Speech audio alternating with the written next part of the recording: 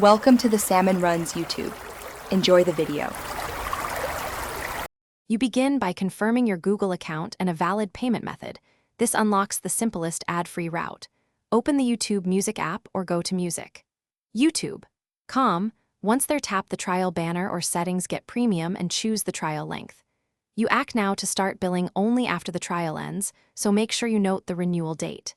If you prefer family or student pricing, select that plan now to save money and still remove ads instantly. Once you've chosen individual, family, or student, review price and renewal timing so you understand ongoing charges. Tap Confirm to authorize the payment method and accept terms. The service activates immediately, and you should receive a confirmation email. After activation, open settings in the app to enable downloads and background play for offline, ad-free listening. If you want to stop auto-renewal later, make a note to cancel before the trial ends. This doesn't remove access during the paid period. Finish by testing multiple tracks and playlists to confirm ads are gone. Play offline and in the background to ensure features work.